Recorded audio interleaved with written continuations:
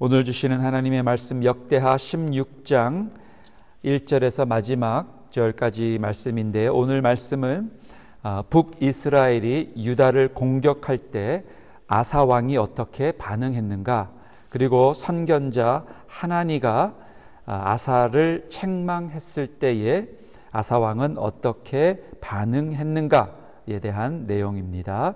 우리 한 절씩 교독하시고 마지막 절을 함께 읽도록 하겠습니다. 아사왕 제36년에 이스라엘 왕 바아사가 유다를 치러 올라와서 라마를 건축하여 사람을 유다 왕 아사에게 왕래하지 못하게 하려 한지라. 아사가 여호와의 전 곳간과 왕궁 곳간에 은금을 내어다가 다메섹에 사는 아람 왕 벤하닷에게 보내며 이르되, 내 아버지와 당신의 아버지 사이에와 같이 나와 당신 사이에 약조하자. 내가 당신에게 은금을 보내노니 와서 이스라엘 왕 바아사와 세운 약조를 깨뜨려 그가 나를 떠나게 하라 하매, 벤하닷이 아사 왕의 말을 듣고 그의 군대 지휘관들을 보내어 이스라엘 성읍들을 치되 이온과 단과 아벨마임과 납달리의 모든 굳고 성들을 쳤더니, 바아사가 듣고 라마 건축하는 일을 포기하고 그 공사를 그친지라. 아사 왕이 온 유다 무리를 거느리고 바아사가 라마를 건축하던 돈과 제목을 운반하여다가 게바와 미스바를 건축하였더라. 그때의 선견자 하나니가 유다 왕 아사에게 나와 그에게 이르되, 왕이 아람 왕을 의지하고 왕의 하나님 여호와를 의지하지 아니하였으므로 아람 왕의 군대가 왕의 손에서 벗어났나이다.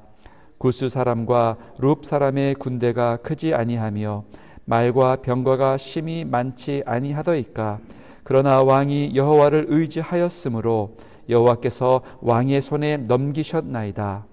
여호와의 눈은 온 땅을 두루 감찰하사 전심으로 자기에게 향하는 자들을 위하여 능력을 베푸시나니, 이 일은 왕이 망령되이 행하였은즉 이후부터는 왕에게 전쟁이 있으리이다 하매, 아사가 노하여 선견자를 옥에 가두었으니 이는 그의 말에 크게 노하였음이며, 그때에 아사가 또 백성 중에서 몇 사람을 학대하였더라.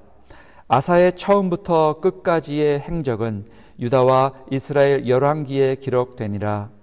아사가 왕이 된 지 39년에 그의 발이 병들어 매우 위독하였으나 병이 있을 때에 그가 여호와께 구하지 아니하고 의원들에게 구하였더라. 아사가 왕위에 있은 지 41년 후에 죽어 그의 조상들과 함께 누움에 다윗 성에 자기를 위하여 파두었던 묘실의 무리가 장사하되 그의 시체를 법대로 만든 각양 향재료를 가득히 채운 상에 두고 또 그것을 위하여 많이 분향하였더라. 아멘. 저는 오늘 하나님만 의지합시다, 하나님만 의지합시다 라는 제목으로 말씀을 나누고자 합니다. 하나님을 찾는 것만이 살 길이라 라고 믿었던 아사 왕이 우리 14장 9절에서 10절에 있는 내용처럼 구스가 쳐들어왔을 때에 그는 하나님만 의지했습니다. 하나님만 바라보았습니다. 아사가 14장 11절에 이렇게 말씀했지요. 아사가 그의 하나님 여호와께 부르짖어 이르되, 여호와여, 힘이 강한 자와 약한 자 사이에는 주밖에 도와줄 리가 없사오니 우리 하나님 여호와여, 우리를 도우소서. 우리가 주를 의지합니다 라고 간절히 기도했을 때 하나님께서 그를 도와주셨습니다. 여러분들도 삶을 살다 보시면 힘들고 어려울 때 하나님만 의지하여 하나님의 도우심을 받았던 그러한 기억들이 많이 있으실 것입니다. 오늘 말씀을 통하여 그런데 아사 왕이 끝까지 하나님을 의지했다면 얼마나 좋았을까요? 그런데 그는 처음에는 하나님을 의지하여 하나님의 기적을 체험했지만 점점 살아가면서 하나님을 의지하기보다는 사람을 더 의지하고 자기 생각대로 살았던 왕이었습니다. 참 마음이 슬프지요. 오늘 이 말씀을 통하여 하나님은 어떤 분이신가? 하나님의 뜻은 무엇인가? 두 가지를 생각해 보도록 하겠습니다. 하나님은 어떤 분이신가? 첫째로 하나님은 우리의 믿음을 자세히 보시는 분이십니다. 1절에서 6절에 있는 말씀인데요. 아사 왕은 이제 북이스라엘 왕 바사의 공격 앞에서 어떻게 반응했습니까? 만약에 북한이 남한을 쳐들어온다라고 생각했을 때 남한에 있는 예수님을 믿는 그러한 왕이 있다라면, 그러한 대통령이었다면 어떻게 반응했을까? 만약에 내가 어떠한 사탄의 공격과 힘들고 어려운 일이 있을 때 나는 어떻게 반응했을까? 이것이 우리의 질문인 것입니다. 아사 왕은 어떻게 반응했습니까? 그는 하나님을 의지하기보다 다메섹에 있는 아람 왕에게 군사 지원을 요청했습니다. 이것은 아사 왕이 하나님의 말씀보다 인간의 도움을 선택한 치명적인 실수였습니다. 오늘 이 말씀을 통하여 결과는 어떻게 되었습니까? 결과는 이긴 듯 했으나 북이스라엘 왕을 좀 밀어치는 그러한 결과가 온 듯 하였으나 정말 결과는 실패와 고난이었습니다. 지금까지 아사 왕은 하나님을 구하고 하나님을 찾았습니다. 그래서 전쟁에서 승리하고 평안을 누렸던 간증들이 있었습니다. 그러나 그의 마지막은 하나님에 대한 믿음과 충성에서 벗어났습니다. 심지어 발에 병이 났을 때에도 하나님보다 의원을 더 찾았다라고 슬픈 결말을 맞이하게 되었습니다.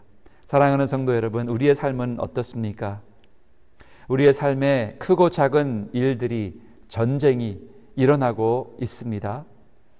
가정적으로 힘든 일, 개인적으로 또 힘든 일들이 찾아옵니다. 그럴 때 우리는 바로 어떻게 반응합니까? 우리는 끝까지 하나님만 의지하고 하나님의 방법대로 우리의 시험과 유혹과 어려운 일들을 이기려 합니까? 아니면 패닉하고 인간의 방법을 총동원해서 어려움을 이겨보려고 하고 있지는 않습니까? 주님께서 오늘 말씀하십니다. 나는 너의 믿음을 자세히 관찰하고 있다. 나를 의지해라. 사람을 의지하지 말라. 주님이 우리를 그렇게 말씀하시는 것 같습니다. 둘째로 하나님 어떤 분이십니까? 7절에서 10절에 보니까 우리 하나님은 삶에 찾아오는 위기와 시험이 올 때 전심으로 하나님을 찾기 원하십니다. 7절에서 10절에 보니까요, 우리가 온 마음을 다할 때에 하나님께서 우리의 믿음을 보시고 그리고 능력과 기적을 베풀어 주신다라고 말씀하셨습니다. 우리 한번 9절 한번 읽어볼까요? 9절입니다. 시작. 여호와의 눈은 온 땅을 두루 감찰하사 전심으로 자기에게 향하는 자들을 위하여 능력을 베푸시나니 이 일은 왕이 망령되이 행하였은즉 이후부터는 왕에게 전쟁이 있으리이다. 이 말을 선지자 하나니가 7절에 보니까 유다 왕 아사에게 왜 당신은 아람 왕을 의지하고 왕의 하나님 여호와를 의지하지 아니하였습니까? 라고 책망을 하였습니다. 하나님을 찾았다라면 하나님께서 능력을 베풀어 주셨을 것입니다. 자, 여러분, 전쟁이 오면 그러면 동맹국에게 연락은 하지 말고 무조건 기도만 하라는 건가요? 네, 그건 아니죠. 병이 오면 의사 찾아가지 말고 무조건 기도만 하라는 것입니까? 그것도 아니죠. 그러나 순서가 있다라는 거예요. 순서가 있고 이 모든 일에 첫 절차부터 끝까지 하나님만 의지하면서 한 발자국 나아갈 것인가? 아니면 기도는 처음에 좀 하고 나머지는 내가 알아서 할 것인가? 이 순서가, 그리고 이 프로세스가 중요하다라는 것입니다. 전쟁이 일어나고 위기가 올 때, 힘들고 어려울 때 패닉하지 말고 하나님 앞에 먼저 기도하고 먼저 맡기고, 수많은 적이 온다 할지라도 나는 주님을 바라봅니다 하고 기도 제목을 또 알리고 온 백성들이 함께 금식으로 기도하자고, 하나님을 의지하자 하고, 그 다음에 내가 가지고 있는 이 군사가 얼마가 됐든지 그 군대를 몰고 한순간 한순간 하나님을 바라보고 하나님이 우리를 위하여 대신 싸워 주옵소서 하면서 우리도 앞으로 돌격하면서 나아가는 것입니다. 우리의 몸이 병들었을 때도 패닉하지 말고 주님을 바라보고, 주님, 제 몸에 병이 찾아왔습니다. 주님 도와주옵소서. 기도하는 거예요. 좋은 의사 만나게 도와주옵소서. 좋은 간호원 만나게 도와주옵소서. 매 순간 기도합니다. 그리고 의사를 찾아갑니다. 약을 먹습니다. 또 기도 제목을 올립니다. 그리고 편안한 마음으로 하나님을 의지하는 겁니다. 여러분, 하나님을 의지해도 이제 하나님의 때가 되면 하나님이 우리를 불러주십니다. 그것도 준비해야 합니다. 그렇죠? 하나님이, 그래, 전진석, 내가 이제 그만큼 살았으면 됐다. 내가 너를 지금 부를 것이다. 언제든지 준비해야 되는 게 아니겠습니까? 이 아사왕은 하나님을 끝까지 신뢰하지 못했습니다. 하나님은 내가 하나님 외에 신뢰한 것들을 결국 놓치게 하십니다. 그래서 하나님만 바라보게 하십니다. 아사왕은 하나님보다 아람 왕을 더 의지하여 하나님 없이 전쟁을 혼자 치러야 했습니다. 강한 용사이신 하나님이 함께하지 아니하는 전쟁은 그 어떤 승전보도 기대할 수 없습니다. 이사야 42장 13절에 이런 말씀이 있습니다. 여호와께서 용사같이 나가시며 전사같이 분발하여 외쳐 크게 부르시며 그 대적을 크게 치시리로다. 대한민국의 6.25 전쟁도 정말 기적 아니었습니까?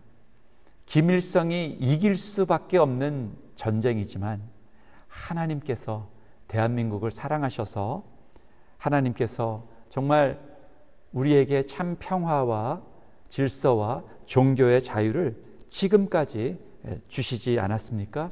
물론 전쟁에 힘들고 전쟁에 그러한 위험이 있습니다. 그럼에도 불구하고 하나님께서 우리를 지켜주셨다 믿으시고 승리하시기를 축원합니다. 내 삶에 내가 감당할 수 없는 상황, 시험, 두려움이 옵니다. 그럴 때 하나님을 끝까지 의지하시기를 축원합니다. 말씀을 정리합니다.